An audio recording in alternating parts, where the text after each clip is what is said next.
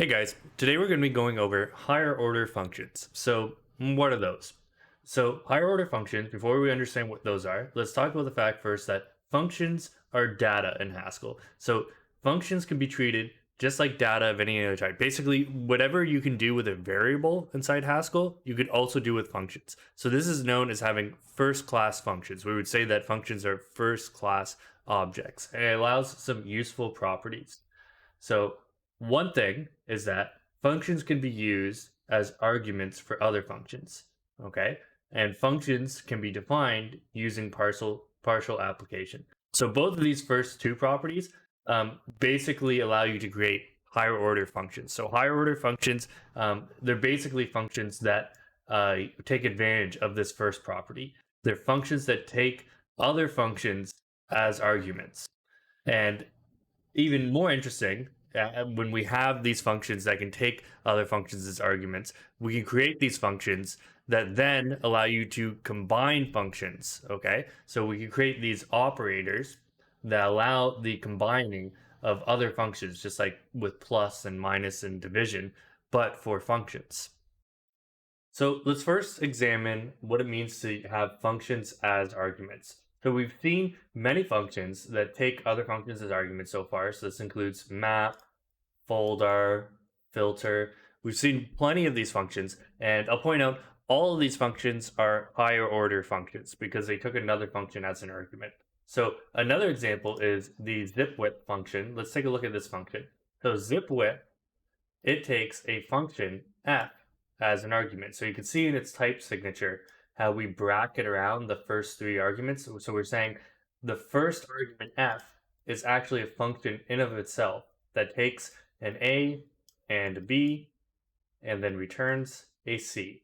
Okay, and then it takes two lists, a list of a and a list of b. What it does is it takes this f and the first elements of each of these two lists and it applies f to those first two elements and then continues building the list. So it goes through the list. It's like zip instead of zipping each element together into a tuple, it zips it together with whatever function you give it f here. Okay. So functional programming, it's in the name, functional. In general, we make extensive use of functions and in particular higher order functions because higher order functions are functions making use of other functions in a very special way. And Haskell as language provides many mechanisms to work with these higher order functions. So consider some functions here like f here, okay? F is going to filter out all of the even elements from mapping the successor, so plus one, to a list of x's. Okay, so there's a number of ways that we could write this. We could write this like this, or we can get rid of these brackets with the dollar sign, which is a combinator that we'll go over in a bit. Or instead of explicitly, okay, specifying the argument in the function definition here, we can write it inside of a lambda expression here, or we could compose these two functions together using the dot here. This is another function combinator that we'll go over a bit, or we can use a lambda expression instead of using these predefined functions. Okay, so instead of writing even here, we could just put the even code into a lambda expression. And instead of writing successor here, we could do this just with plus one. Okay, so there's a lot of different ways we could write the same sort of functions in Haskell because Haskell gives us so many different mechanisms for manipulating how we write functions. And today we'll discuss a variety of these mechanisms and when you might want to use them. So let's discuss another property of functions in Haskell, which is partial application. So this actually has to do with currying, how we define functions, which we talked about before. So consider the following two array functions. So recall the arity of a function is just the number of arguments that takes. So a two array function just means that, well, it just takes two arguments to it. So add here takes an x and a y, and it just adds them together. So if we wanted to, we could define a unary function, okay, unary meaning one array is the same thing. So unary just means it takes one argument using partial application. So this is another consequence of having first class functions and having currying, that we can just say add one. Okay, we could partially apply it. We could give it one of its arguments, and add one returns a function. Okay, so if you give it just the one argument, it returns this function here, int n. Okay, and then we could write increment here is equal to this, and you'll notice increment here, it doesn't show an argument. There's no argument at here, but it does take an argument. It takes an int and then returns an int. So the argument is implicit because this add one, it returns a function, and then we're assigning increment to it like we would assign to a variable. So there's an implicit argument here. So if we look at the consequences of this, basically because of currying and partial application, technically any function with more than one argument, you can look at as returning another function. You can view it that way as it returns another function. You at least have the option of it having returning another function. A good example of a function you would regularly do this with would be the flip function. So flip, the way you define it, so flip, it would take a function as an argument. So an a and a b goes to c. So this needs to be a binary function. And then it basically takes a b and an a and then goes back to c. So it's gonna flip these arguments around. Okay, so you could define it using a lambda expression. Say take an x, y, and it's gonna take an f as an argument, and then it's gonna return a function, this lambda expression, that takes, we'll do it this way, a y and an x, and applies f x y. Okay, so it's going to take the arguments to this function in a different order here. Okay, if we look at how this might be used, you could take, let's say, div flipped, and we could flip around division. We could say flip and give it the division operator. And we actually need to call this, there already is a flip, this is a prelude function, so we'll call it flip prime. Okay, and if we look at how div flipped works, if we now open up a terminal,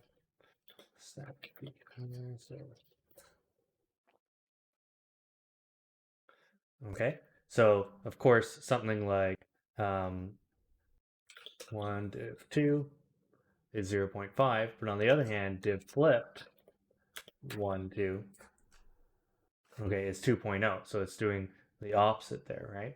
So we could now give div, let's say we had a list of things and we wanted to divide everything in that list by 2. We could say something like map div flipped 2 to list of 4, 6, 8. Okay, and it's going to divide everything like 2 like this. And we could have even kind of skipped the 2 part. We could have said flip div and not even defined our own function fully here. And this would work the same way. If we do flip div and we kind of bracket this all to be like, okay, this is whatever this is returning. Okay, this returns a function, and then just use it like a function.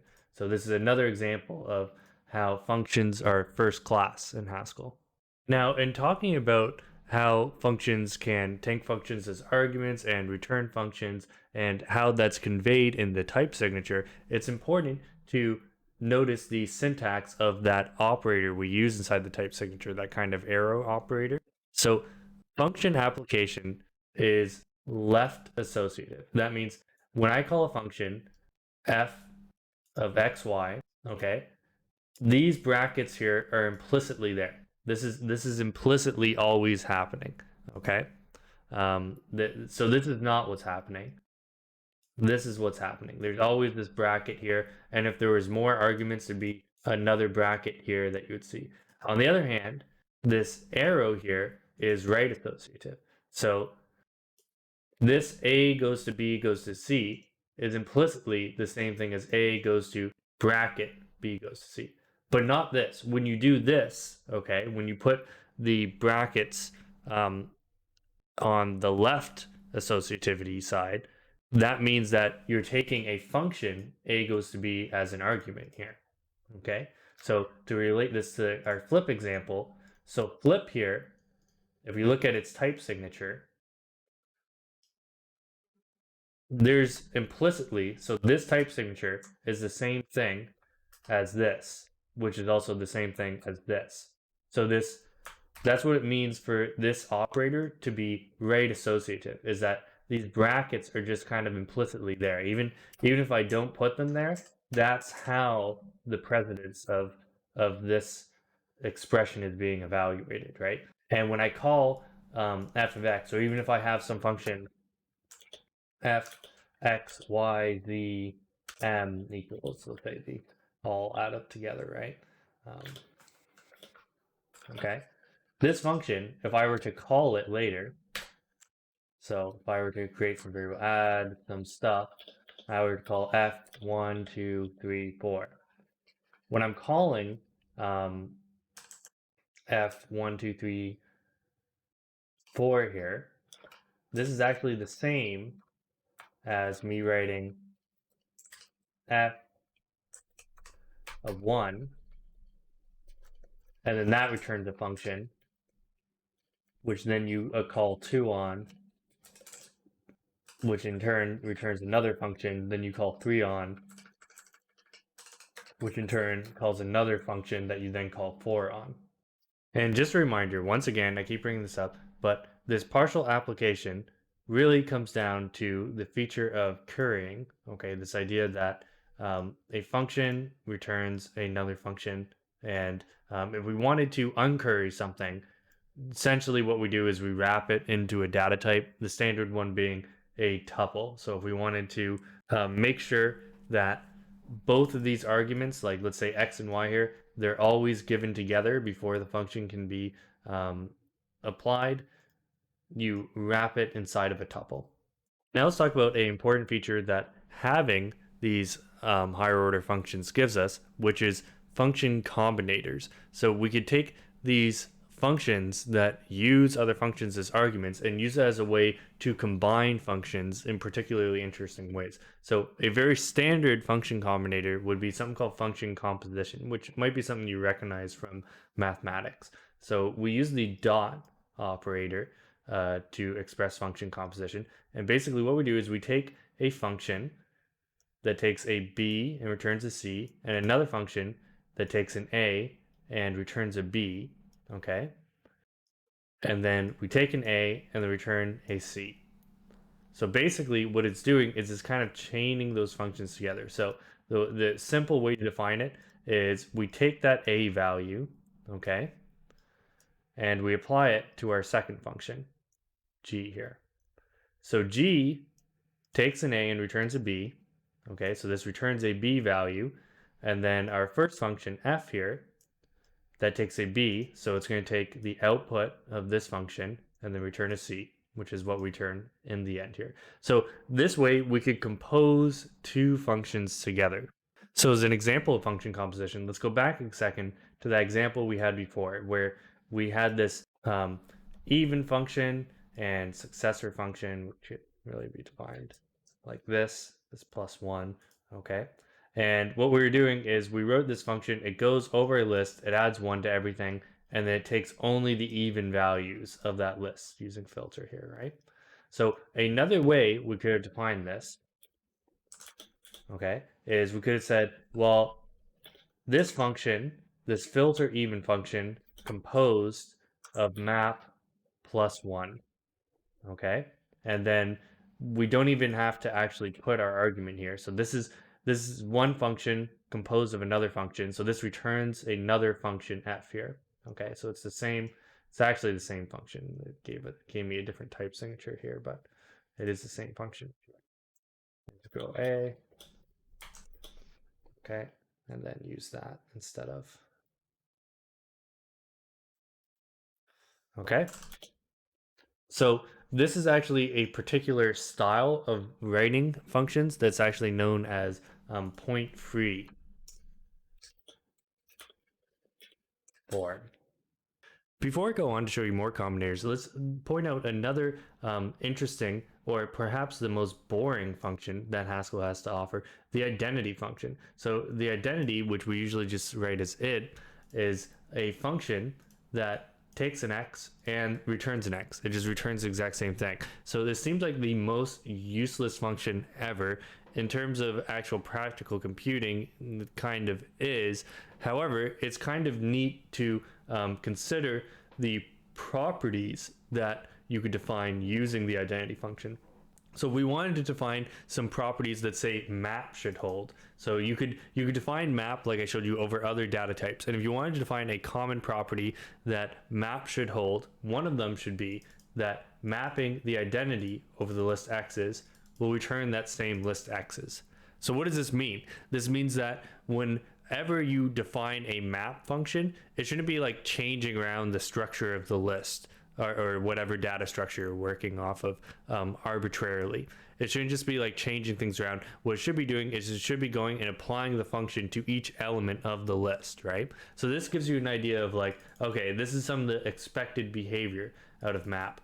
This also gives us an idea about how the dot works, okay? So if we have a function f and we compose it with id, that should be the same thing as composing id with f. And in fact, having a function f composed of id should just be the same thing as if in general.